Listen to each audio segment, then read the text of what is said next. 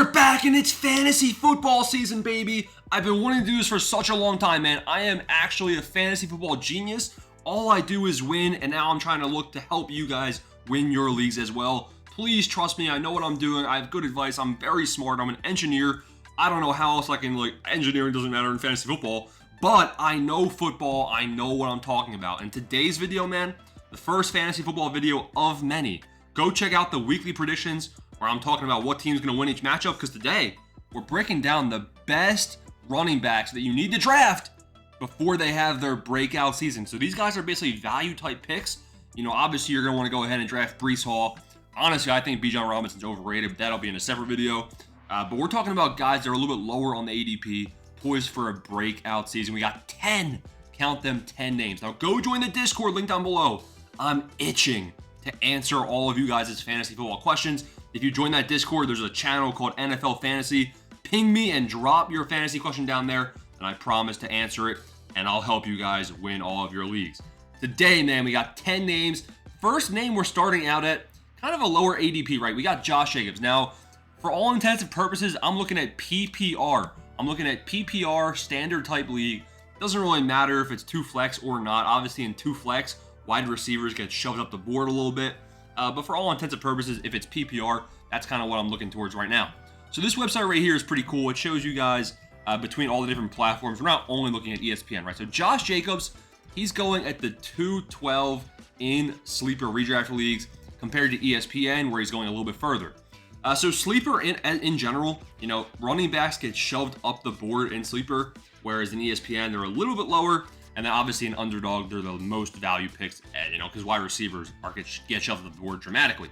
But Josh Jacobs, round 3, round 4, if you kind of combine the sleeper and ESPN ADP, right? This guy is poised for a breakout season, man. He just went from the Raiders, not necessarily a good offense last season. They were pretty trash. But Josh Jacobs this year, man, he joins a very high-powered offense. Jordan Love looked like a QB that potentially could win MVP in his next up-and-coming season. The amount of touchdowns he was throwing, you know, the Packers had no problem, guys, moving the ball downfield last season. And now that he joins this, you know, I really think that the main upside here is that he's actually going to be able to get a lot of red zone opportunities. We can see last season kind of how he performed. Obviously, there was a couple weeks that he did miss. Not necessarily great performances last season. A lot of volatility, 22.5 to 7 to 6. Couple good weeks right here. I mean, he definitely still has it. You can see he was having some good, solid breakout weeks last season, but you can see a lot of volatility in the actual result. Now, this season, he's projected 14 points in week 1, 2.4 receptions, 18.7. So obviously, everyone's worried about Marshawn Lloyd. I think Marshawn Lloyd is getting way overhyped. Buddy is still going to be number 3 on the depth chart, but behind A.J. Dillon, in my opinion. I really like Josh Jacobs. I think there is going to be somewhat of a level of touchdown dependency. Strength of schedule, hard, kind of sucks right there. But I do really like the fact that he's going to get those red zone looks. I think he'll be a good guy at value. We're talking about his ESPN ADP guys quite low down there at pick 39, right? And sleeper, only about 10 picks higher. I really like Josh Jacobs at his ADP. The next name is going to be Devon Achane. Now, Devon Achane, he's lower than Josh Jacobs, and this guy just had an insane season, man. Devon Achane, okay, it's very risky this year to pick him. The reason is, it's not necessarily because they picked Jalen Wright, but yeah, Raheem Mostert obviously is going to, steal some of his work. It seems like the Dolphins are kind of going with a running back by committee type snap, right? So he finishes the RB5 in fantasy points per game. In the 8 games, he played at least 41% of the snaps. He averaged 14.2 touches and 114 yards. Now, if you're looking at efficiency, this dude averaged 8+ yards per carry. If he maintains that this season, he will go down as the best, or his whole career. If he maintains that, he will go, literally, best running back of all time. It's not opinion, it's statistically proven. So we can expect a major, retraction, downgrade in his efficiency throughout this NFL season. He's not going to average 8 yards a carry, maybe 4, if that, right? But we can expect a slight uptick in his volume. I think they are going to use him a little bit more, kind of establish him as that RB1.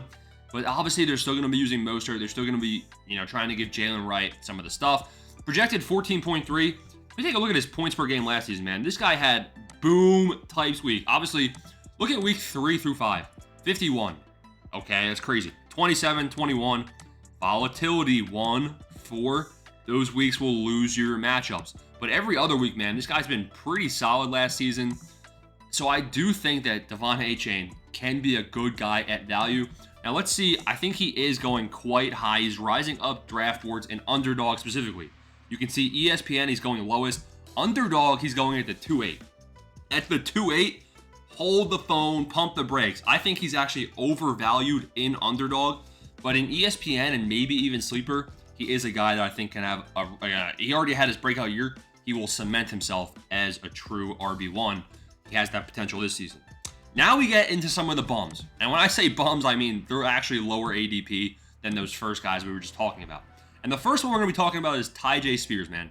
Now, TaiJ Spears, it's really hard because him and Tony Pollard's kind of like that household name. You know what you're going to get kind of, right? Except now they're in like a 50-50 timeshare. TaiJ Spears did not have great news coming from his preseason usage in the final preseason game. And it definitely is concerning, guys. But TaiJ Spears, if you're kind of going 0 RB, this is one of those guys you kind of can take. He's going at the 9th round, 10th round. I mean, those are very, very good values. And the reason being, if you look at his stats, now I am concerned about splitting with Tony Pollard and everything, and trash offense. I do think there will be some checkdowns though. You know, rip TaiJ Spears RB1 season. The reason they're saying that is because he did have an RB1 season. 5th in explosive run rate, 14th in yards after contact per attempt. He proved he can be a 3-down monster. 7th in target share. Really, really good stuff. I mean, he can finish as a low-end RB2 if the Titans offense isn't trash. Don't hold your breath there. Projected, not projected many points because he has that timeshare. But let's just go and look at his points last season, guys. Towards the end of last year, 18.6 in his final week, 11.8 right here, 13. He did have some decent weeks. His floor is quite low. This is one of those guys where you kind of want to see him, you know, you can see he kind of had an upward trend towards the end of the year. Tony Pollard obviously is going to flatline that. I do think this guy has some actual talent, though, and that's why you can go ahead and take TaiJ Spears at his, you know, current ADP if he's falling into you at his in your lap. Up next, we have Jonathan Brooks. Now, Jonathan Brooks, not really much explaining to do here, guys. This guy obviously was picked quite high in the NFL draft, and you know, coming off of an ACL injury. The Panthers say that they're debating whether or not they're going to put him on the PUP list. If he gets put on the PUP list, he's out for at least the first 4 games of the 2024 NFL season. That's not what you want to see. What you want to see is them not put him on that list, and then he comes back week 3, week 4, which is what they're saying he's projected to. Now, are they going to rush him? That's a whole different question. They might actually do that. Now, Jonathan, oh my God, we don't even got to type in the last name. Jonathan Brooks. Going at the 8th round in ESPN and Sleeper. This guy can be a league winner, guys.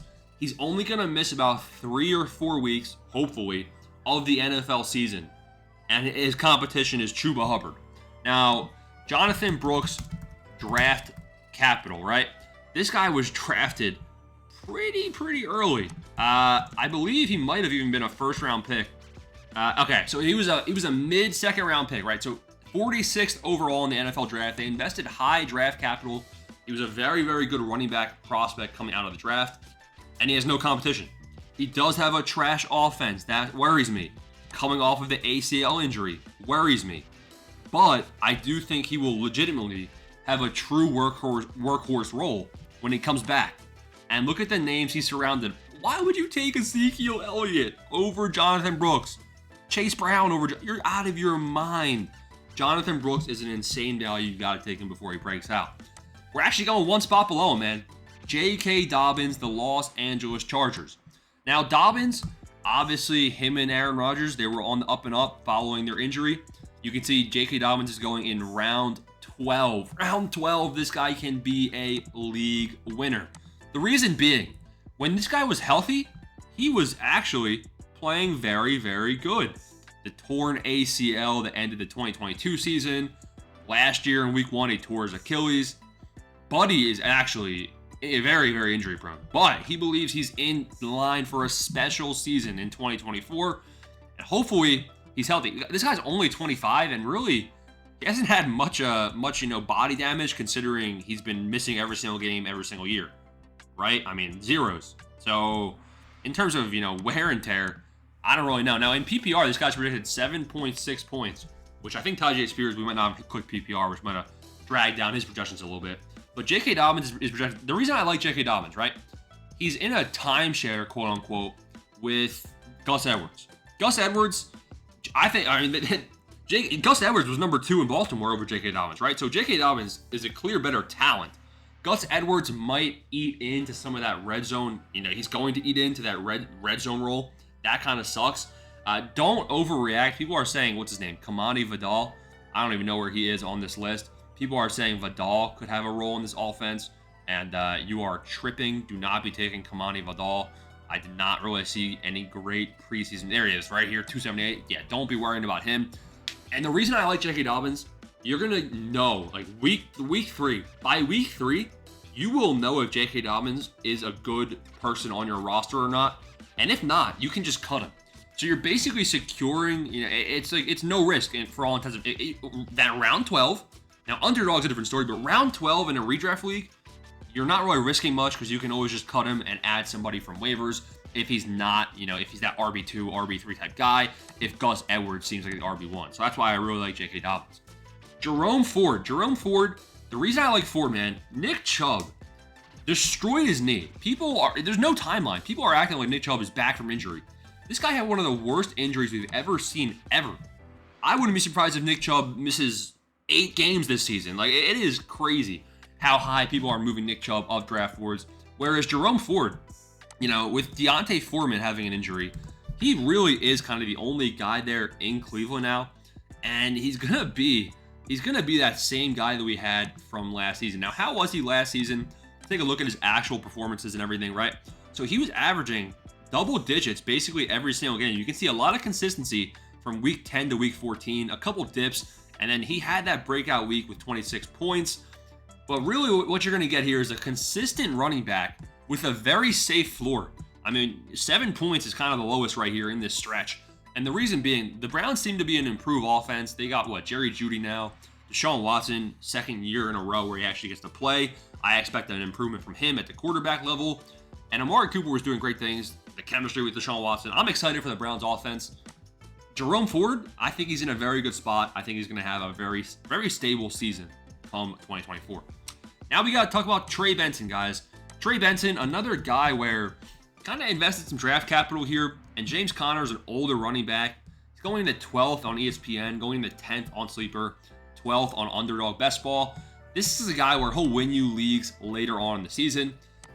Going at ADP 124, and I do think that Trey Benson does have a path to relevancy. The reason being, James Conner hasn't played like every single game. Oh, here it is. Conner hasn't played more than 13 games in a season over the last 2 years. So as soon as Conner goes down, inevitably, we're going to have breakout weeks from Trey Benson, right? He's going to have to step up, and I think he's going to make some big plays. He might even be a 1B, by week 5 in this offense. So I do think there's going to be enough rushing volume and even some receptions. And he's going to be a good handcuff if you have James Conner. But even if you don't have James Conner, I do think this guy can kind of be a league winner. So I like that a lot. Blake Corum. Blake Corum is pretty much the same profile as Trey Benson, kind of 1A, 1B in terms of who you're going to draft. Projected at a pretty similar ADP. The reason I like Blake Corum, they invested 3rd round draft capital. And he's very good, very good. But Kyren Williams is pretty injury prone as well, right? Now, you can't obviously be drafting guys based on injuries, but Kyren Williams has missed a lot of games throughout the season. Oh, and also, people were drafting Cam Akers literally last season, high up the draft boards, and then Kyren Williams ate into his. It literally happened last year with Cam Akers.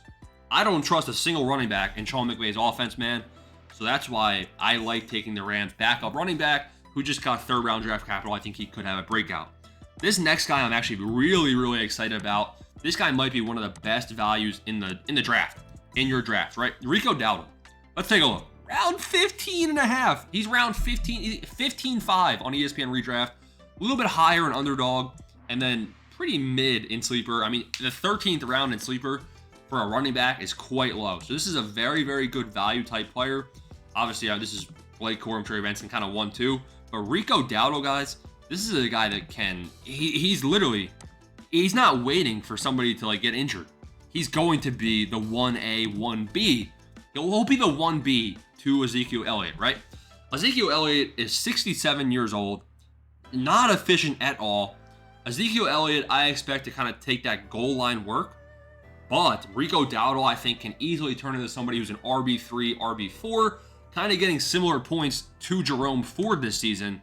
And Rico Dowdle is way down this draft board at ADP 196, whereas Jerome Ford, he's undervalued as well, but he's 80 picks. I mean, I really think Rico Dowdle can have a good season. And then the last guy, this is kind of just to get to number 10, boys. This is kind of, I think he's fairly valued, honestly, is Zach Moss at 105. The reason I like Zach Moss is more so just that they didn't invest any draft capital. Obviously, they got him from the Colts.